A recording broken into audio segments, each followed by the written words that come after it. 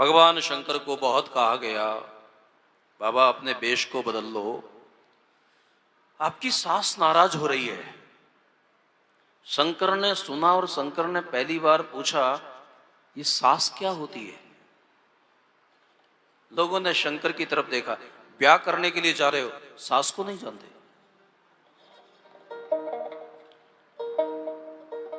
पाला पड़ेगा तो अपने आप जान जाओगे।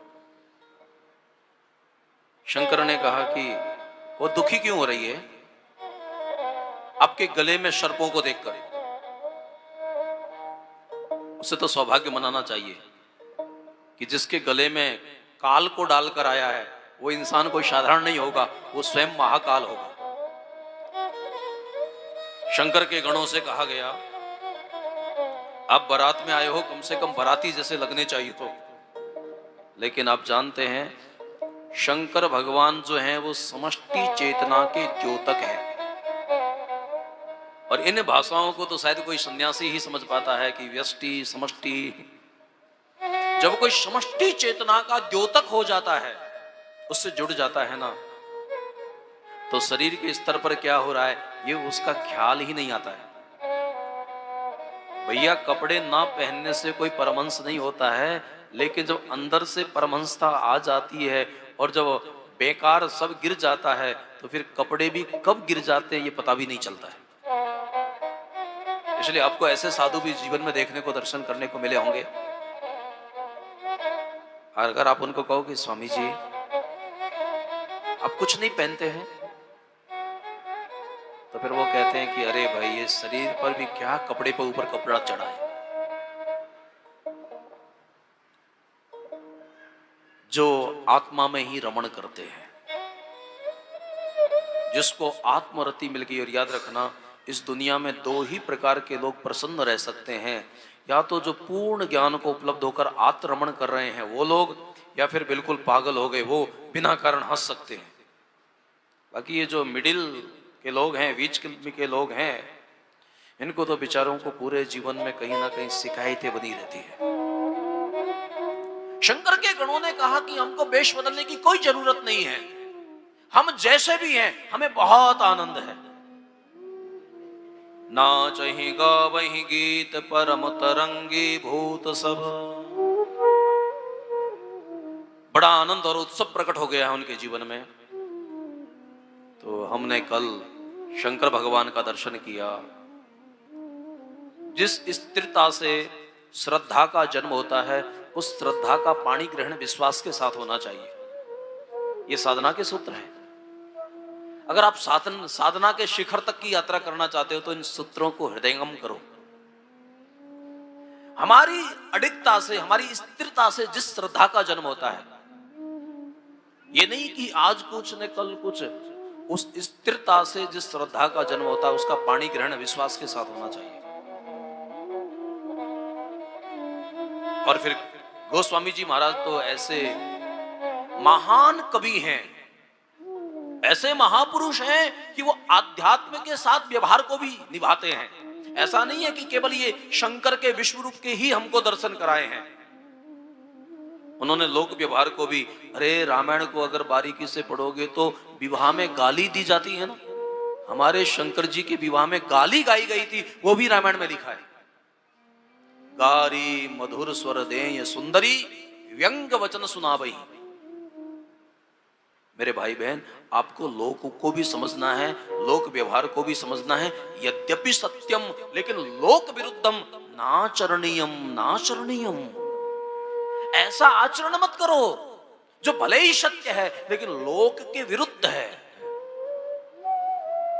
वरना कभी कभी धर्म की परिभाषाएं कैसी हो जाती है। कोई एक डाकू था, चोरी करने के लिए गया, डाका डालने के लिए, तो जिस धनाढ्य के घर में पहुंचा ना, वो बेचारा बहुत डरने लगा। उसकी पत्नी बहुत और उसके बच्चे तो इतने बार बार उसके चरणों में गिर गए कि प्रभु आप पूरा धन ले जाओ, हमारे कहने उतार के हम दे देते हैं, आपको यहां तक है, आप चाहो तो ये कुछ भी, लेकिन मेरे बच्चे बहुत डर गए, इनको हमको आप कुछ करना मत, हमको थोड़ा भी आप कुछ करोगे तो मेरे बच्चे बहुत दुखी हो जाएंगे। आपको जो चाहिए। लेकिन वो कहते नहीं नहीं, हम लोग तो कोई ब्राह्मण नहीं है कि भीख मांगने के लिए आए।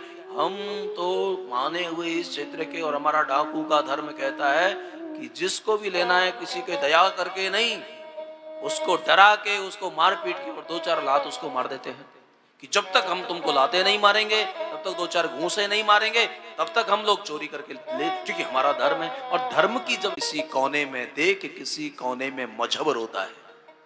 कभी कभी धर्म के नाम पर भी ऐसी मूढ़ताएं पनप जाती हैं। नहीं नहीं, हमारा क्षत्रिय धर्म है, हम कोई ऐसे भीख में कुछ, हम लोग पहले अपने साहस का प्रदर्शन करेंगे और फिर तुम्हारे यहां से लेकर जाएंगे। कभी कभी ऐसा लगता है कि कुछ लोग रूढ़िवादी होते हैं, लक्की के फकीर होते हैं, जिसके अंदर नया कोई साहस नहीं है ना। महापुरुष को, युग ऋषि को चाहिए कि वो गलत धारणाओं पर प्रहार करे। इसलिए कबीर जैसा साधु होना चाहिए। हमारे रामानंद परंपरा के संतों ने कहा है, कली में सच्चो संत कबीर। कली काल में तुलसीदास जी महाराज हुए हैं, सूरदास जी हुए हैं, कबीरदास जी हुए हैं, रामानंद स्वामी जी के शिष्य थे। वरना तो कभी कभी बहुत ऐसी बातें हो जाती हैं। तो गाली भी होनी चाहिए, लेकिन इतना ध्यान रखना चाहिए, जिन शब्दों से गालियां बनती हैं उनसे गीत भी बन सकते हैं। इसलिए विवाह की जो जो रस्में होती हैं ना, सब शंकर के विवाह में हुए। शंकर का वो जिसको क्या बोलते हैं, वो ग्रंथि बंधन, पार्वती का और शंकर का वो ग्रंथि बंधन किया है। गन्ने में जहां गांठ होती है वहां रस नहीं होता है, लेकिन यही तो पाणी ग्रहण होता है कि जहां गांठ होती है उसमें भी रस होता है। ये जो हमारा विज्ञान है ना धर्म का, इसको आप अगर ठीक से समझ लो ना तो सारी, लेकिन क्या करें हम लोग है ना, विज्ञान को भूल गए और केवल परंपराओं को पकड़े बैठे हैं, उसका विज्ञान खो गया है। एक महात्मा जी भजन करते थे, तो महापुरुषों के जीवन में सत्य होता है, प्रेम होता है, करुणा होती है। तो बिल्ली इधर उधर कूदती थी चूहों के पीछे। तो महात्मा जी को लगा कि मैं मार तो सकता नहीं, क्योंकि मैं तो अहिंसा का उपासक हूं, परम धर्म श्रुति विदित अहिंसा। तो उसने क्या किया, जितनी देर के लिए वो भजन करते थे उतनी देर तक वो बिल्ली को एक रस्सी से बांध देते थे, ताकि बार बार मेरे ध्यान में विक्षेप ना हो। अब गुरुजी तो साकेत गबन हो गया, लेकिन शिष्यों ने यही नियम ले लिया। अब हर शिष्य अपनी कुटिया पर एक बिल्ली बांध के रखता है। और लोग पूछते हैं कि ये बिल्ली क्यों बांधते हो? उन्होंने कहा इसी के करने से तो सिद्धि होती है। ये जितनी भी गलत धारणा है ना, ये मूढ़ लोगों ने जड़ता को संचार किया है जगत में। बाकी भगवान कृष्ण का दर्शन आप पढ़ो ना, तो वो ये नहीं कहते कि मेरी शरण, वो कहते हैं तद विद्धि प्रणिपातेन परिप्रश्नेन सेवया। तू किसी उस बुद्ध पुरुष की शरण में जा, किसी एक अधिकारी महापुरुष के शरण में जा। उपदिक्षन्ति ते ज्ञानम ज्ञानिना तत्वदर्शी भी, वो तुम्हें जो उपदेश देगा। क्योंकि रामचरितमानस में तो भगवान राम के रहने के 14 स्थान बताए हैं। ये रामायण का रचयिता जानता है कि सब लोगों की मन बुद्धि एक जैसी नहीं हो सकती, इसलिए हमें परमात्मा के रहने के स्थान अनेक बताने पड़ेंगे। रुचिनाम वैत्रच्या द्विज कुटिल नाना पतचुषाम। किसी की बुद्धि तंत्र में जाएगी, किसी की मंत्र में जाएगी, किसी की बुद्धि षड्यंत्र में जाएगी। आजकल के लोग मंत्र तंत्र नहीं जानते, षड्यंत्र जानते हैं। और कोई पुराण वेत्ता बनेगा, और कुछ लोग है ना कुछ नहीं जानते हैं, केवल और केवल उसके आधार पर, उसके आश्रय पर आंखों में आंसू बहाना जानते हैं। अब सांझ बही गोपाल मैं खोई गईया तेरी। जैसे जैसे सांझ होने लगती है जीवन की, एक उत्तर अवस्था आने लगती है, साथी लोग बिछुड़ने लगते हैं, तो फिर वो अपने इष्ट के चरणों में बैठ जाते हैं और ठाकुर जी को बड़े भाव के साथ में निहारते रहते हैं और एक कोना पकड़कर, प्रभु मैं तुझको नहीं खोज पाया, लेकिन तू तो मेरी हकीकत जानता है ना। तुम मुझे गोपाल में होई गैया तेरी,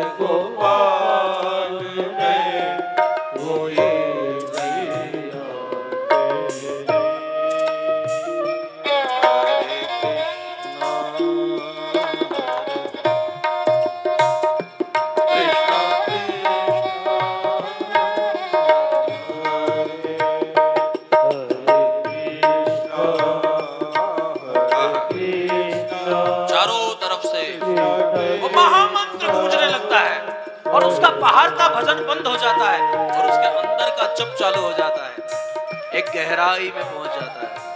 वहां ना कोई शब्द है, ना कोई आधार है, वो एक निशब्द में पहुंच जाता है। और शब्द के माध्यम से कोई साधक साधना करते करते जब निशब्द में पहुंच जाता है, कहा शब्दों से जाता है लेकिन अनुभूति निशब्द की होती है। कोई इस स्तर के जो महापुरुष होते हैं, तो गोस्वामी जी महाराज बहुत प्रामाणिक महापुरुष हैं। बेटी की विदाई का समय आता है, बहुत दहेज दिया जाता है। याद रखना, ये सब रामायण में लिखा है। आप ये मत सोचना कि मैं अपने तरफ से दाइज दियो बहु भांत पुन कर जोर हेम भूधर कयो। हिमाचल ने शंकर को बहुत दहेज दिया, लेकिन मेरे भाई बहन, ये दहेज दनुज नहीं बनना चाहिए। आजकल लोग समधी बन जाते हैं लेकिन समधी का अर्थ नहीं जानते हैं। और किसी से पूछोगे भैया बेटे का विवाह कर कर अब तो बेटों के भी बच्चे हो गए हैं, आप समधी बन गए, समधी का अर्थ जानते हैं? तो वो कहते हैं नहीं नहीं महाराज, हम तो खाली अर्थ के लिए समधी बने हैं। हम तो पहले ही पूछ लेते कितना लगाओगे, कितना करोड़ है। और याद रखना, ये तुम्हारा पाप है ना, तुम्हारी आने वाली पीढ़ी को मानसिक रोग देगा। हम संपत्ति के साथ किसी की शादी करें, उससे अच्छा होगा कि प्लीज आप उसके गुण धर्म को समझो और उसके साथ उसका विवाह होना चाहिए। अब हम गुण धर्म को, अगर आप ऊंट के साथ में बैल को बांधोगे तो फिर बैलगाड़ी चलेगी कैसे? कभी कभी हम लोग बहुत अपने आप, अपनी पता नहीं, अपनी अहंकार की रक्षा में, कभी कभी अपनी मूंछ की लड़ाई में हम बच्चों का भविष्य दांव पर लगाते हैं। प्लीज उनसे उनकी अदाएं ना छीनो। हालांकि लोग व्यवहार में आप बहुत चतुराई करते हो, लेकिन मुझे बहुत आश्चर्य होता है कि लोगों की चतुराई कोई काम नहीं आती है। 5 करोड़ शादी में लगाने के बाद 5 महीने के बाद तलाक होता है, मैं उनको चतुराई कैसे मानूंगा? इतना करोड़ों लगाने के बावजूद भी उसका परिणाम क्या आ रहा है?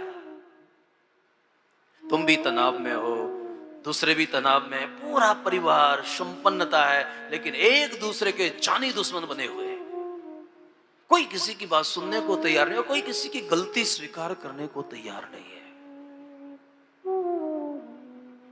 जिसको भी देखो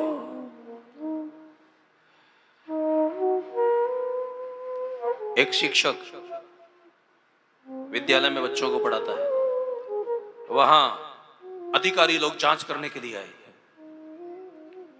और फिर टीचर जब पढ़ा रहा था तो फिर देखा, अरे अरे आज तो अच्छी बात है, आज रामनवमी का दिन है, तो मैं क्यों ना धर्म की बातें बच्चों से पूछ लूं।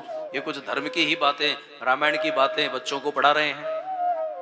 हाँ बच्चों, अब आप ये बताइए कि वो जो जनकपुर में धनुष था वो किसने तोड़ा? सारी क्लास में सन्नाटा। एक बहुत शरारती था, और याद रखना शरारती लोग ज्यादा बोलते हैं। वो सबसे पहले, उसको बोलना नहीं आता फिर भी वो खड़ा हो जाता है क्योंकि उसको शौक है। और उसने कहा कि सर एक बात बताता हूं, जिसने तोड़ा होगा उसने तोड़ा होगा, मैंने नहीं तोड़ा। क्या जवाब दिया सर? कुछ लोगों का खाली खाली क्या कहें, उनको भगवान ही समझा सकता है।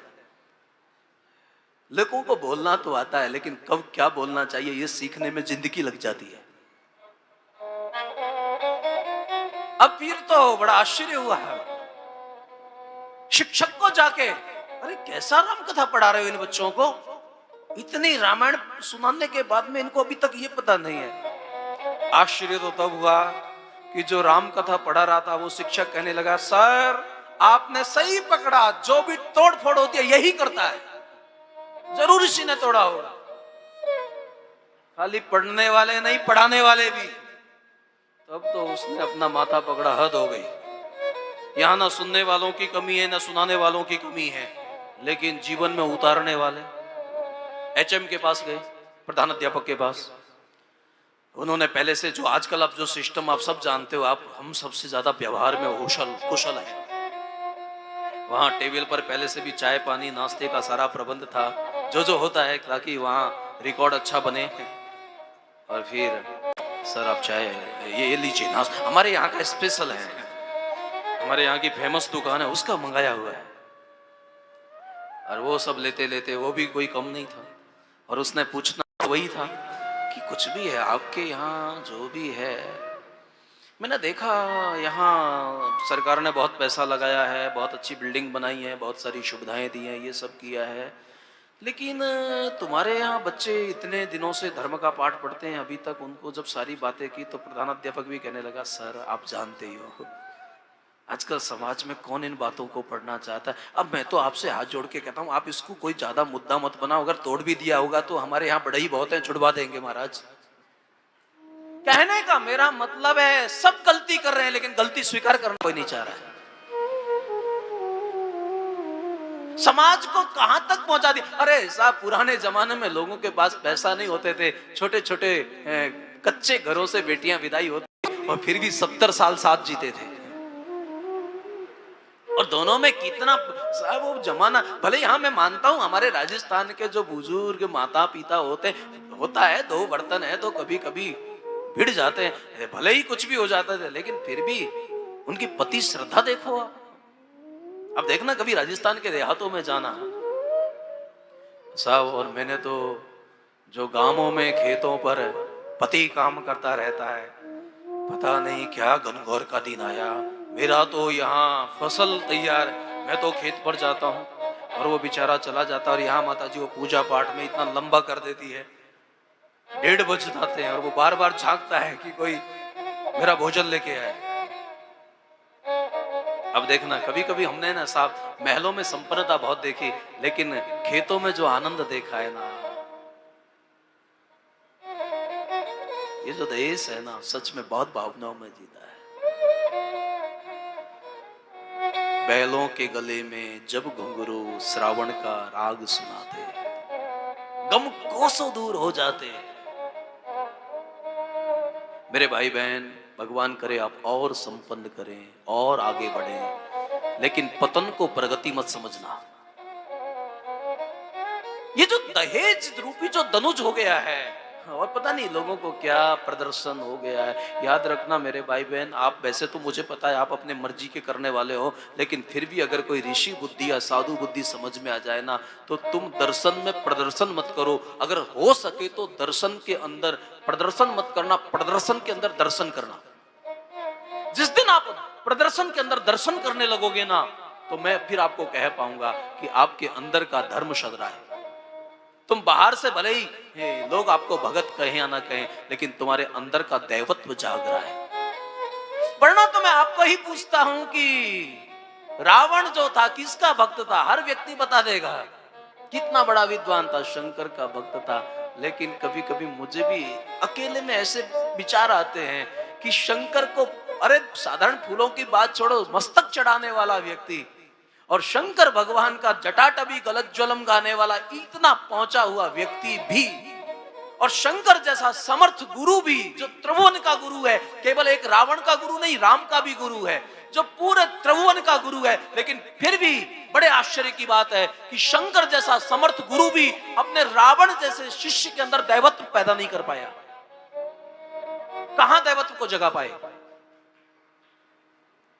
पूरी जिंदगी रावण पूजा बहुत, इसलिए मैंने आज की कथा का भगवान जाने शुरुआत भी इस ढंग से हो रही है कि हम बड़े अभेद बातें करते हैं, भेद बुद्धि की ऊपर उठकर बातें कर लेते हैं, लेकिन हम आचरण वही करते हैं जो हमारे संस्कार में होता है।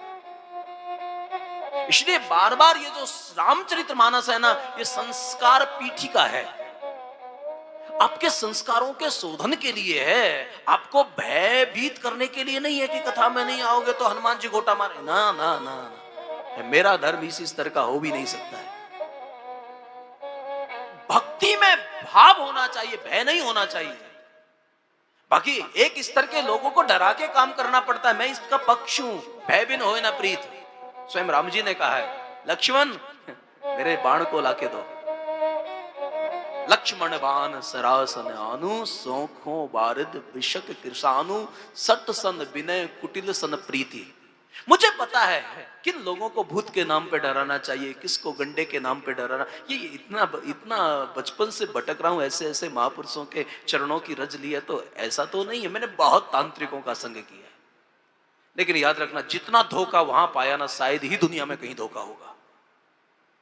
मैंने ऐसे ऐसे लोगों को है ना, जो तुम यहां बैठे हो और बहुत 2 खेत दूर वो बैठे हैं और तुम्हारे मन में जो चल रहा है वो बिल्कुल उसको नोट कर देते हैं, लेकिन उनकी जो दुर्गति मैंने अपने आंखों से देखी है ना।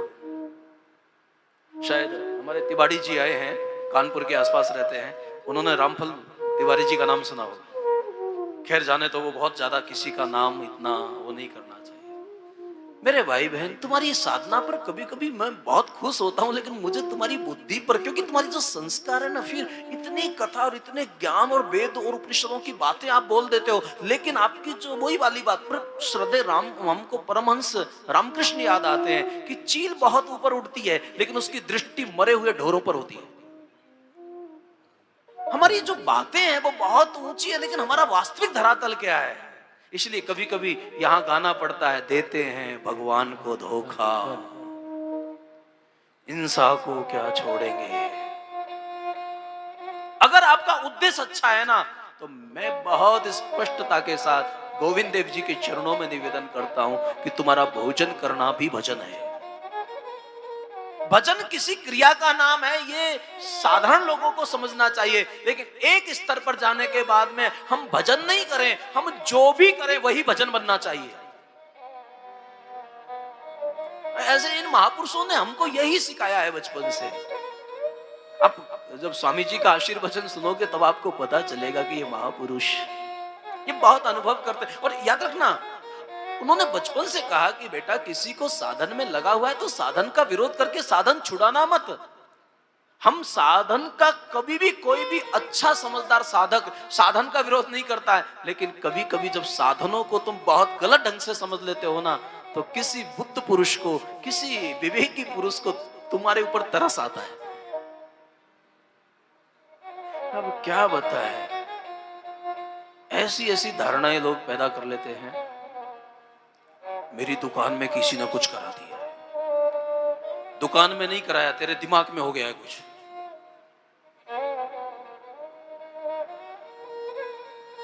तो ये जो कुप्रथाएं समाज की, आप मेरे भाई बहन, मेरा आपसे हाथ जोड़कर निवेदन है, दूसरों को नीचा दिखाने के लिए कुछ भी अच्छा मत करो। दूसरे को नीचा दिखाने के लिए अच्छा करना भी एक ओछी हरकत है। मेरे बेटे के विवाह में ये होना चाहिए, मेरा ये होना चाहिए, मेरा ये, ताकि मैं दुनिया को दिखा दूं। दुनिया को दिखा के क्या करोगे? 4 दिन की जिंदगी है, तुम्हारी हकीकत सब जानते हैं। लोग बोलते नहीं है वो बात अलग है, वो उनके संस्कार हैं। याद रखना, कोई व्यक्ति अगर तुम्हारा बहुत सम्मान करता है ना, तो इसका मतलब ये नहीं है कि तुम्हारी पात्रता, हो सकता है कि उसके वो संस्कार हो। कुछ लोगों के संस्कार को हम अपनी महत्वता समझ लेते हैं। तो जो भी है, मेरा आपसे जो निवेदन है कि ये जो दहेज है और जिसके चलते हम बच्चों के साथ में और ये जो ज्यादा हम उसमें चले जाते, किसी भी अति पे मत जाना।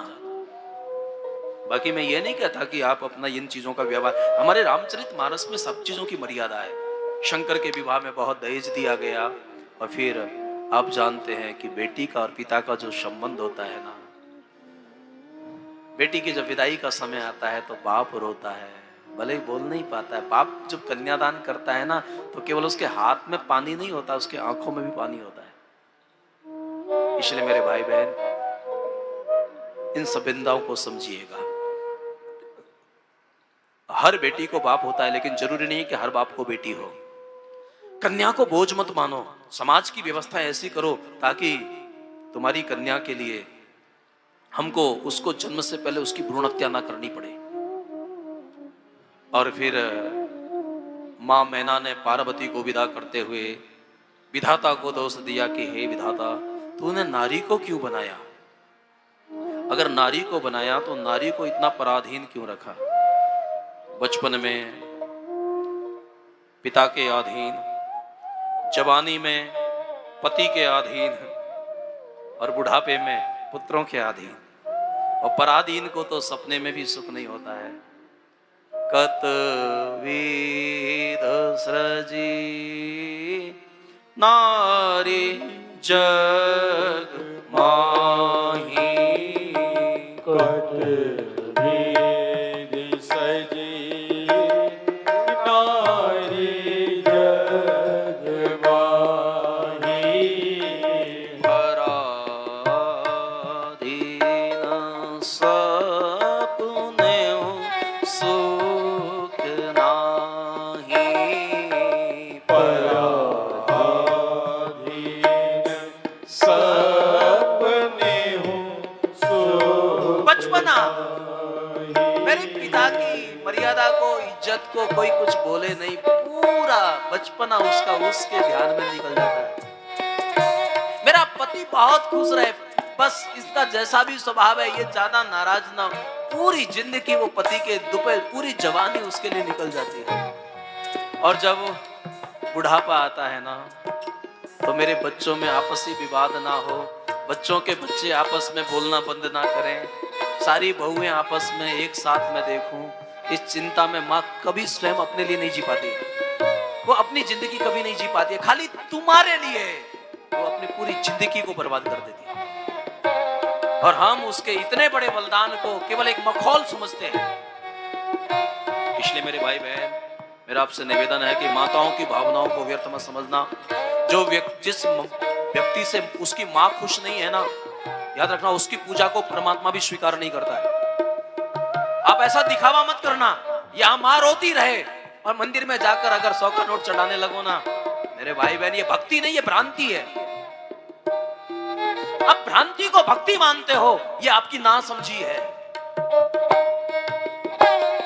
ये जो माँ है ना, इसका मन मंदिर है, इसमें परमात्मा विराजमान है। आपने कथा सुनी होगी, भगवान मिलने के लिए आए हैं पुंडरीक को।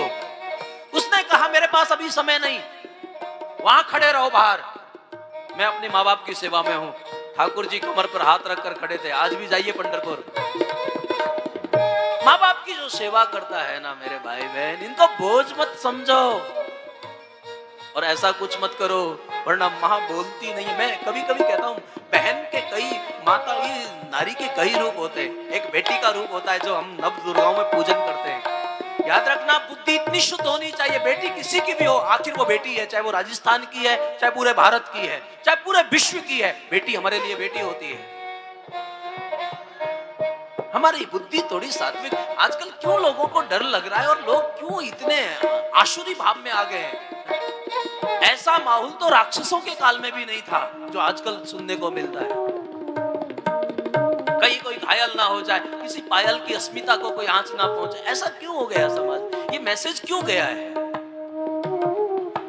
और उसके बाद माँ का दूसरा स्वरूप श्रीमती का होता है। तो बेटी जो होती है ना, वो जिज्ञासु बहुत होती है।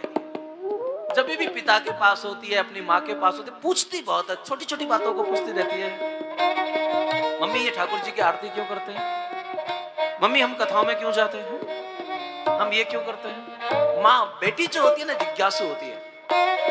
और पत्नी जो होती है ना, वो जिज्ञासु नहीं होती है। पत्नी जो होती है वो वक्ता होती है, इसलिए बोलती बहुत है। उसको भी आप गलत अर्थों में मत लगाइएगा, क्योंकि वो वक्ता है। वो हर समय में आपको सुझाव देगी और उसको सुझाव को आपको गंभीरता से सुनना चाहिए। अगर मानने वाली बात है तो उसको मानना ही चाहिए।